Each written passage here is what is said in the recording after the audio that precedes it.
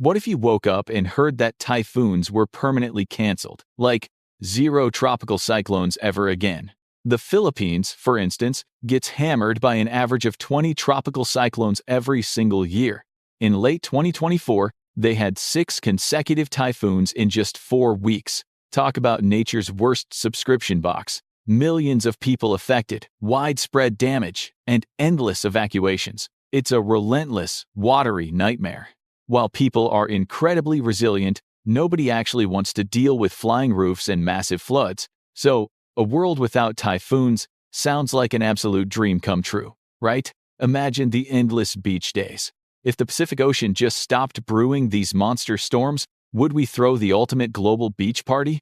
Or would the sudden disappearance of typhoons actually unleash a completely different kind of apocalypse? Believe it or not, there are places like Andorra, tucked away in the mountains, that rarely see natural disasters. But places along the Pacific Ring of Fire, they are essentially nature's favorite punching bags.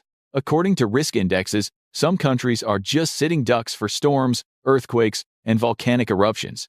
If the land could talk, it would probably beg to be relocated to a quieter neighborhood, like maybe near space. But let's seriously imagine a whole year or a whole future without a single named storm. Is it even possible? Experts say it's practically impossible because storms are a massive, crucial part of the global climate engine. Sure, some years have fewer storms, but thanks to climate change, a totally typhoon-free world is pure fantasy. In fact, global warming is basically supercharging storms, making them bigger, angrier, and far more destructive. If storms were to suddenly vanish, it would mean our global climate system is seriously, fundamentally broken.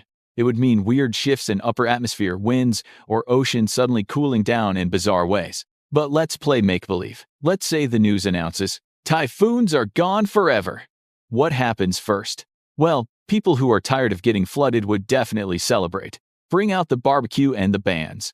Roofs would finally stay attached to houses. Farmers wouldn't have to watch their crops wash away into the abyss. No more overcrowded evacuation centers smelling like wet socks and anxiety every time it rains heavily. Roads and bridges would actually last longer than a few months. Infrastructure budgets would breathe a sigh of relief. Schools wouldn't have to double as temporary shelters, meaning kids could actually, study.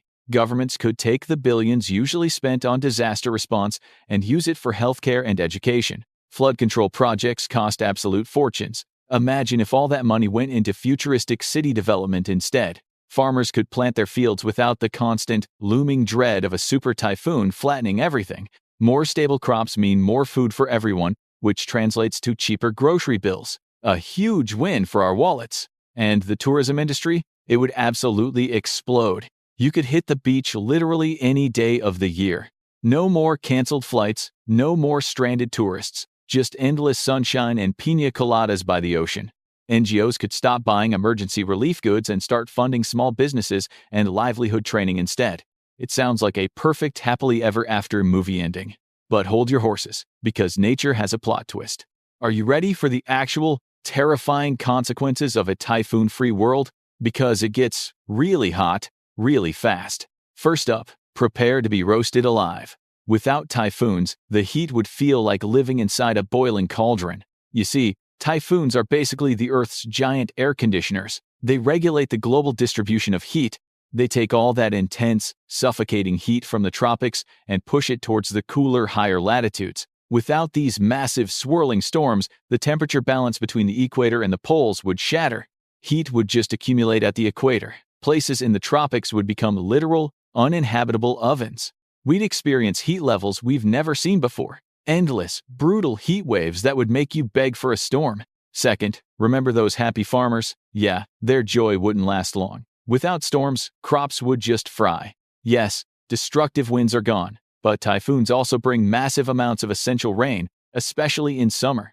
Without that heavy rainfall, crops like corn, rice, and vegetables would shrivel up and die of thirst. We would face massive water shortages for irrigation.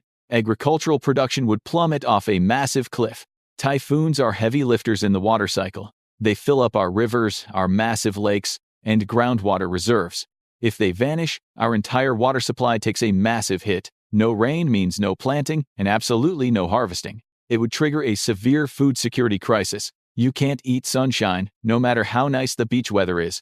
We'd have to invent crazy new strategies for sustainable water management just to keep ourselves from starving. Third, it's not just the land that suffers. The ocean would face a massive, catastrophic problem without storms. Typhoons act like gigantic blenders for the ocean. They are crucial for the marine food chain to actually function. When a storm passes over the ocean, it causes vertical mixing. It churns up the water like a massive smoothie. This mixing brings vital nutrients like nitrogen and phosphorus from the dark depths right up to the surface. Phytoplankton, the tiny plants at the base of the marine food chain, absolutely need these nutrients to survive. When phytoplankton bloom, small fish have an all-you-can-eat buffet. Then bigger fish eat the smaller fish. If storms disappear, the ocean water becomes stagnant. The nutrients stay trapped at the bottom of the sea. Surface production drops to zero, leading to massive starvation for countless marine species. Goodbye, seafood. Fourth, have you ever seen trees dancing wildly during a storm? It looks scary, but it's actually a natural haircut. Storms play a critical role in forest ecosystems. They clear out the old, dead stuff so new life can thrive. Trees are used to storms ripping off their old leaves and weak branches. It's a process called litter fall. This natural pruning changes the forest structure and dumps tons of organic material onto the forest floor.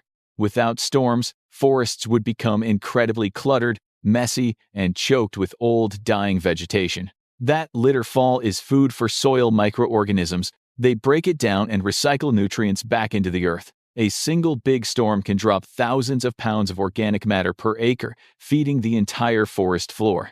Plus, by snapping off upper branches, storms open up the canopy. This lets crucial sunlight reach the ground. That sunlight allows new plants and saplings to grow, maintaining the incredible biodiversity of the forest. So yeah, the storm is doing a lot of free landscaping work that keeps the entire ecosystem healthy and vibrant. Fifth, and this is the saddest part, without typhoons we might completely lose the fight against climate change. Typhoons are an integral part of Earth's natural system to maintain balance. They are nature's pressure valves. If they suddenly poofed out of existence, our weather patterns would become wildly unpredictable and chaotic. We might get hit with even worse extremes, horrific flash floods out of nowhere, or decades-long mega droughts. Sudden, violent temperature swings could cause global disasters far worse than any single typhoon ever could. So, as lovely as a storm-free world sounds on paper, these giant, swirling beasts are a necessary evil. They are part of the natural balance. The real challenge isn't eliminating them, but learning to live with them. If we keep getting devastated, we need to build smarter, prepare better, and adapt to nature's wild moods. We can protect ourselves while still letting the typhoons do their essential, planet-saving work in the background. But we also have to stop making them angrier. Climate change is pumping these storms full of dangerous steroids. If we don't reduce our carbon footprint, these storms will just keep getting stronger, more frequent, and deadlier. Using renewable energy, recycling, and conserving water, these small daily changes actually help protect our world. It takes global cooperation to fight climate change and keep nature's balance from tipping over the edge. Yes, storms are a huge pain, but they make us more resilient. We weather the storm, and we rebuild stronger. So don't give up. After every storm, the sky clears. Keep learning, stay curious, and subscribe for more wild science.